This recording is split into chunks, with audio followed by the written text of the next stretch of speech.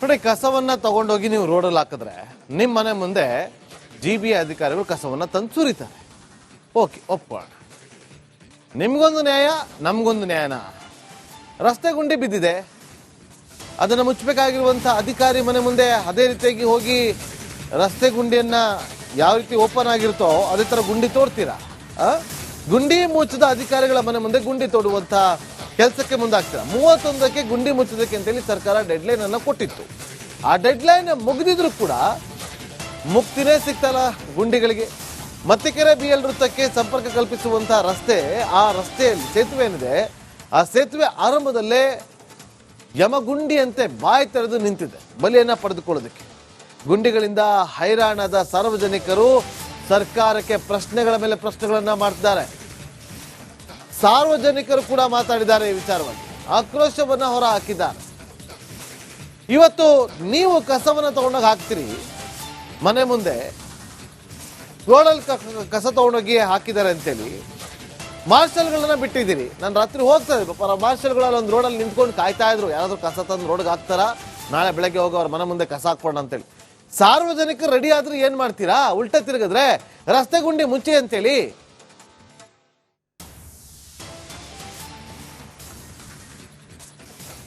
ಅವರೆಲ್ಲ ಗೌರ್ಮೆಂಟ್ ಅವರೆಲ್ಲ ಈಗ ಅವ್ರನ್ನ ಇದು ಮಾಡಿದ್ರೆ ಸಸ್ಪೆಂಡ್ ಮಾಡ್ತಾರೆ ಸುಮ್ಮನೆ ಹೆಸರಿಗೆ, ಏನೂ ಮಾಡಲ್ಲ.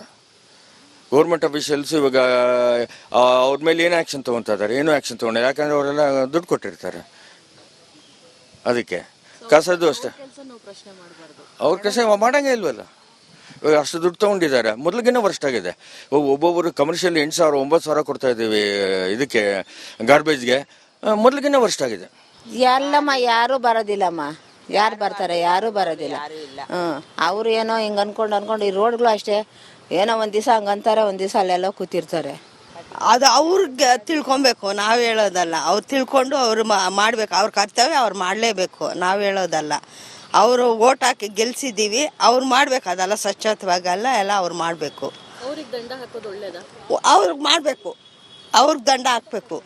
ಜನರಿಗೆ ಒಳ್ಳೆ ಸರ್ಕಾರವನ್ನ, ಒಳ್ಳೆ ಅಭಿವೃದ್ಧಿಯನ್ನ ಕೊಡ್ತೇವೆ, ಜನರು ನೆಮ್ಮದಿಯಿಂದ ಬದುಕಬೇಕು, ಅದಕ್ಕೋಸ್ಕರ ದಾರಿ ಮಾಡ್ತೇವೆ ಅಂತಂತ ಕಾಂಗ್ರೆಸ್ ಸರ್ಕಾರ ಈಗ ಅಧಿಕಾರಕ್ಕೆ ಬಂದು 2.5 ವರ್ಷ ಮುಗಿತಾ ಇದೆ. ಈ ಸದ್ಯದ ಮಟ್ಟಿಗೆ ಬೆಂಗಳೂರಿನಲ್ಲಿ ಇರುವಂತ ಗುಂಡಿಗಳನ್ನ ಮುಚ್ಚೋದಕ್ಕೆ ಅಕ್ಟೋಬರ್ 21, 2025ಕ್ಕೆ ಡೆಡ್ಲೈನ್ ನೀಡಲಾಗಿತ್ತು. ಆದರೂ ಕೂಡ ಗುಂಡಿಗಳನ್ನ ಮುಚ್ಚೋದ್ರಲ್ಲಿ ಗ್ರೇಟರ್ ಬೆಂಗಳೂರು ಅಥಾರಿಟಿ ಇವತ್ತಿಗೂ ವಿಫಲ ಆಗಿದೆ.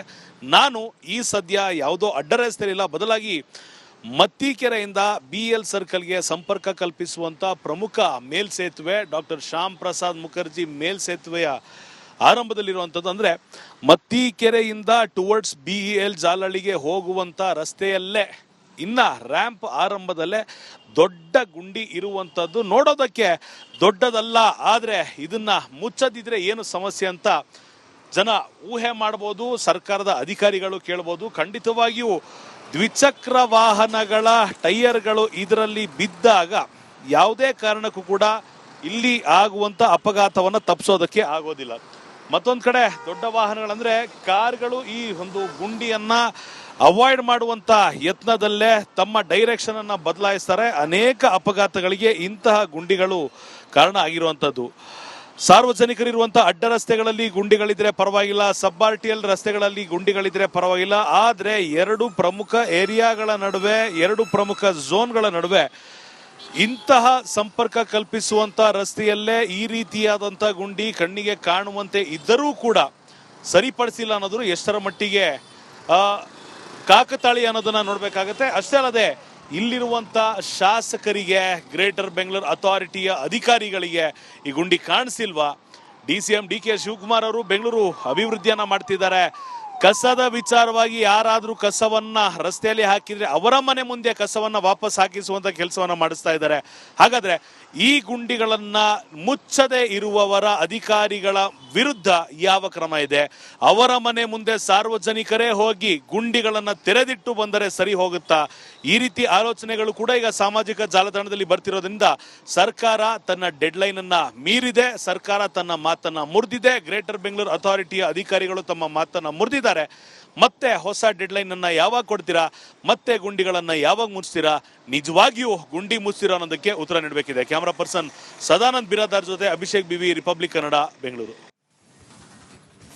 ನೋಡಿ, ಕಸವನ್ನ ತಗೊಂಡೋಗಿ ನೀವು ರೋಡಲ್ಲಿ ಹಾಕಿದ್ರೆ ನಿಮ್ಮ ಮನೆ ಮುಂದೆ GBA ಅಧಿಕಾರಿಗಳು ಕಸವನ್ನ ತಂದು ಸುರಿತಾರೆ. ಓಕೆ, ಒಪ್ಪೋಣ. ನಿಮ್ಗೊಂದು ನ್ಯಾಯ, ನಮ್ಗೊಂದು ನ್ಯಾಯನ? ರಸ್ತೆ ಗುಂಡಿ ಬಿದ್ದಿದೆ, ಅದನ್ನು ಮುಚ್ಚಬೇಕಾಗಿರುವಂಥ ಅಧಿಕಾರಿ ಮನೆ ಮುಂದೆ ಅದೇ ರೀತಿಯಾಗಿ ಹೋಗಿ ರಸ್ತೆ ಗುಂಡಿಯನ್ನ ಯಾವ ರೀತಿ ಓಪನ್ ಆಗಿರುತ್ತೋ ಅದೇ ಥರ ಗುಂಡಿ ತೋಡ್ತೀರಾ? ಗುಂಡಿ ಮುಚ್ಚದ ಅಧಿಕಾರಿಗಳ ಮನೆ ಮುಂದೆ ಗುಂಡಿ ತೋಡುವಂಥ ಕೆಲಸಕ್ಕೆ ಮುಂದಾಗ್ತೀರಾ? 31ಕ್ಕೆ ಗುಂಡಿ ಮುಚ್ಚೋದಕ್ಕೆ ಅಂತೇಳಿ ಸರ್ಕಾರ ಡೆಡ್ಲೈನ್ ಅನ್ನು ಕೊಟ್ಟಿತ್ತು. ಆ ಡೆಡ್ಲೈನ್ ಮುಗಿದಿದ್ರು ಕೂಡ ಮುಕ್ತಿನೇ ಸಿಗ್ತಲ್ಲ ಗುಂಡಿಗಳಿಗೆ. ಮತ್ತಿಕೆರೆ BL ವೃತ್ತಕ್ಕೆ ಸಂಪರ್ಕ ಕಲ್ಪಿಸುವಂತಹ ರಸ್ತೆ, ಆ ರಸ್ತೆಯಲ್ಲಿ ಸೇತುವೆ ಏನಿದೆ, ಆ ಸೇತುವೆ ಆರಂಭದಲ್ಲೇ ಯಮಗುಂಡಿಯಂತೆ ಬಾಯಿ ತೆರೆದು ನಿಂತಿದೆ ಬಲಿಯನ್ನ ಪಡೆದುಕೊಳ್ಳೋದಕ್ಕೆ. ಗುಂಡಿಗಳಿಂದ ಹೈರಾಣಾದ ಸಾರ್ವಜನಿಕರು ಸರ್ಕಾರಕ್ಕೆ ಪ್ರಶ್ನೆಗಳ ಮೇಲೆ ಪ್ರಶ್ನೆಗಳನ್ನ ಮಾಡ್ತಿದ್ದಾರೆ. ಸಾರ್ವಜನಿಕರು ಕೂಡ ಮಾತಾಡಿದ್ದಾರೆ ಈ ವಿಚಾರವಾಗಿ, ಆಕ್ರೋಶವನ್ನ ಹೊರ ಹಾಕಿದ್ದಾರೆ. ಇವತ್ತು ನೀವು ಕಸವನ್ನ ತಗೊಂಡೋಗಿ ಹಾಕ್ತೀರಿ ಮನೆ ಮುಂದೆ, ರೋಡಲ್ಲಿ ಕಸ ತಗೊಂಡೋಗಿ ಹಾಕಿದ್ದಾರೆ ಅಂತೇಳಿ ಮಾರ್ಷಲ್ಗಳನ್ನ ಬಿಟ್ಟಿದ್ದೀರಿ. ನಾನು ರಾತ್ರಿ ಹೋಗ್ತಾ ಇದ್ದೆ, ಪಾಪ ಮಾರ್ಷಲ್ಗಳಲ್ಲಿ ಒಂದು ರೋಡಲ್ಲಿ ನಿಂತ್ಕೊಂಡು ಕಾಯ್ತಾ ಇದ್ರು, ಯಾರಾದ್ರೂ ಕಸ ತಂದು ರೋಡ್ಗೆ ಹಾಕ್ತಾರ, ನಾಳೆ ಬೆಳಗ್ಗೆ ಹೋಗಿ ಅವ್ರ ಮನೆ ಮುಂದೆ ಕಸ ಹಾಕ್ಬೋಣ ಅಂತೇಳಿ. ಸಾರ್ವಜನಿಕರು ರೆಡಿ ಆದ್ರೂ ಏನ್ ಮಾಡ್ತೀರಾ? ಉಲ್ಟಾ ತಿರುಗಿದ್ರೆ ರಸ್ತೆ ಗುಂಡಿ ಮುಚ್ಚಿ ಅಂತೇಳಿ.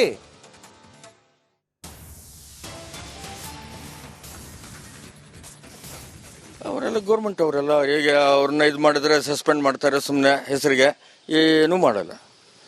ಗೌರ್ಮೆಂಟ್ ಅಫಿಷಿಯಲ್ಸ್ ಇವಾಗ ಅವ್ರ ಮೇಲೆ ಏನು ಆ್ಯಕ್ಷನ್ ತೊಗೊತಾ ಇದ್ದಾರೆ? ಏನೂ ಆ್ಯಕ್ಷನ್ ತೊಗೊಂಡಿಲ್ಲ, ಯಾಕಂದರೆ ಅವರೆಲ್ಲ ದುಡ್ಡು ಕೊಟ್ಟಿರ್ತಾರೆ. ಅದಕ್ಕೆ ಕಸದ್ದು ಅಷ್ಟೇ, ಅವ್ರ ಕೆಲಸ ಮಾಡಂಗೆ ಇಲ್ವಲ್ಲ. ಇವಾಗ ಅಷ್ಟು ದುಡ್ಡು ತೊಗೊಂಡಿದ್ದಾರೆ, ಮೊದಲಿಗಿನ್ನ ವರ್ಷ ಆಗಿದೆ. ಒಬ್ಬೊಬ್ಬರು ಕಮರ್ಷಿಯಲ್ 8,000 9,000 ಕೊಡ್ತಾ ಇದ್ದೀವಿ ಇದಕ್ಕೆ ಗಾರ್ಬೇಜ್ಗೆ, ಮೊದಲಿಗಿನ್ನ ವರ್ಷ ಆಗಿದೆ. ಎಲ್ಲಮ್ಮ ಯಾರು ಬರೋದಿಲ್ಲಮ್ಮ, ಯಾರು ಬರ್ತಾರೆ? ಯಾರು ಬರೋದಿಲ್ಲ. ಅವ್ರು ಏನೋ ಹಿಂಗೆ ಅನ್ಕೊಂಡು ಈ ರೋಡ್ಗಳು ಅಷ್ಟೇ, ಏನೋ ಒಂದ್ ದಿವಸ ಹಂಗಂತಾರೆ, ಒಂದ್ ದಿವಸ ಅಲ್ಲೆಲ್ಲ ಕೂತಿರ್ತಾರೆ.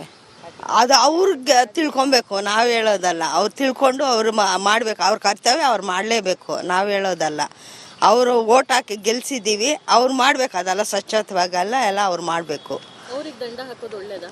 ಅವ್ರಿಗೆ ಮಾಡಬೇಕು, ಅವ್ರಿಗೆ ದಂಡ ಹಾಕ್ಬೇಕು. ಜನರಿಗೆ ಒಳ್ಳೆ ಸರ್ಕಾರವನ್ನ, ಒಳ್ಳೆ ಅಭಿವೃದ್ಧಿಯನ್ನ ಕೊಡ್ತೇವೆ, ಜನರು ನೆಮ್ಮದಿಯಿಂದ ಬದುಕಬೇಕು, ಅದಕ್ಕೋಸ್ಕರ ದಾರಿ ಮಾಡ್ತೇವೆ ಅಂತಂತ ಕಾಂಗ್ರೆಸ್ ಸರ್ಕಾರ ಈಗ ಅಧಿಕಾರಕ್ಕೆ ಬಂದು 2.5 ವರ್ಷ ಮುಗಿತಾ ಇದೆ. ಈ ಸದ್ಯದ ಮಟ್ಟಿಗೆ ಬೆಂಗಳೂರಿನಲ್ಲಿ ಇರುವಂತಹ ಗುಂಡಿಗಳನ್ನ ಮುಚ್ಚೋದಕ್ಕೆ ಅಕ್ಟೋಬರ್ 21, 2025ಕ್ಕೆ ಡೆಡ್ಲೈನ್ ನೀಡಲಾಗಿತ್ತು. ಆದರೂ ಕೂಡ ಗುಂಡಿಗಳನ್ನ ಮುಚ್ಚೋದ್ರಲ್ಲಿ ಗ್ರೇಟರ್ ಬೆಂಗಳೂರು ಅಥಾರಿಟಿ ಇವತ್ತಿಗೂ ವಿಫಲ ಆಗಿದೆ.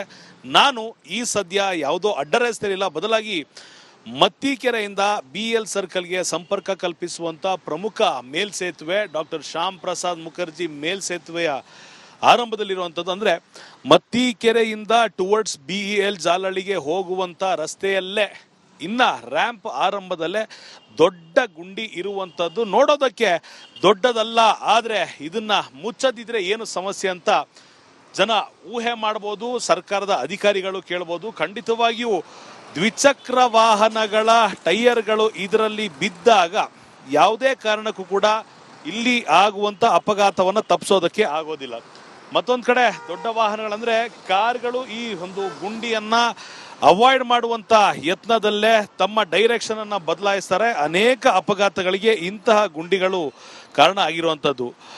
ಸಾರ್ವಜನಿಕರಿರುವಂತಹ ಅಡ್ಡ ರಸ್ತೆಗಳಲ್ಲಿ ಗುಂಡಿಗಳಿದ್ರೆ ಪರವಾಗಿಲ್ಲ, ಸಬ್ RTL ರಸ್ತೆಗಳಲ್ಲಿ ಗುಂಡಿಗಳಿದ್ರೆ ಪರವಾಗಿಲ್ಲ. ಆದ್ರೆ 2 ಪ್ರಮುಖ ಏರಿಯಾಗಳ ನಡುವೆ, 2 ಪ್ರಮುಖ ಝೋನ್ಗಳ ನಡುವೆ ಇಂತಹ ಸಂಪರ್ಕ ಕಲ್ಪಿಸುವಂತ ರಸ್ತೆಯಲ್ಲೇ ಈ ರೀತಿಯಾದಂತ ಗುಂಡಿ ಕಣ್ಣಿಗೆ ಕಾಣುವಂತೆ ಇದ್ದರೂ ಕೂಡ ಸರಿಪಡಿಸಿಲ್ಲ ಅನ್ನೋದು ಎಷ್ಟರ ಮಟ್ಟಿಗೆ ಕಾಕತಾಳಿ ಅನ್ನೋದನ್ನ ನೋಡ್ಬೇಕಾಗತ್ತೆ. ಅಷ್ಟೇ ಅಲ್ಲದೆ ಇಲ್ಲಿರುವಂತ ಶಾಸಕರಿಗೆ, ಗ್ರೇಟರ್ ಬೆಂಗಳೂರು ಅಥಾರಿಟಿಯ ಅಧಿಕಾರಿಗಳಿಗೆ ಈ ಗುಂಡಿ ಕಾಣಿಸಿಲ್ವಾ?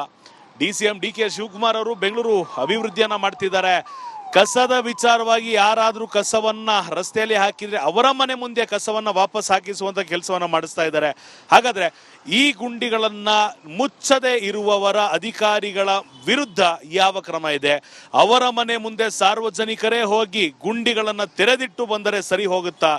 ಈ ರೀತಿ ಆಲೋಚನೆಗಳು ಕೂಡ ಈಗ ಸಾಮಾಜಿಕ ಜಾಲತಾಣದಲ್ಲಿ ಬರ್ತಿರೋದ್ರಿಂದ ಸರ್ಕಾರ ತನ್ನ ಡೆಡ್ಲೈನ್ ಅನ್ನ ಮೀರಿದೆ, ಸರ್ಕಾರ ತನ್ನ ಮಾತನ್ನ ಮುರಿದಿದೆ. ಗ್ರೇಟರ್ ಬೆಂಗಳೂರು ಅಥಾರಿಟಿಯ ಅಧಿಕಾರಿಗಳು ತಮ್ಮ ಮಾತನ್ನ ಮುರಿದಿದ್ದಾರೆ. ಮತ್ತೆ ಹೊಸ ಡೆಡ್ಲೈನ್ ಅನ್ನ ಯಾವಾಗ ಕೊಡ್ತೀರಾ? ಮತ್ತೆ ಗುಂಡಿಗಳನ್ನ ಯಾವಾಗ ಮುಚ್ತೀರಾ? ನಿಜವಾಗಿಯೂ ಗುಂಡಿ ಮುಚ್ತೀರಾ ಅನ್ನೋದಕ್ಕೆ ಉತ್ತರ ನೀಡಬೇಕಿದೆ. ಕ್ಯಾಮರಾ ಪರ್ಸನ್ ಸದಾನಂದ್ ಬಿರಾದಾರ್ ಜೊತೆ ಅಭಿಷೇಕ್ ಬಿವಿ, ರಿಪಬ್ಲಿಕ್ ಕನ್ನಡ, ಬೆಂಗಳೂರು.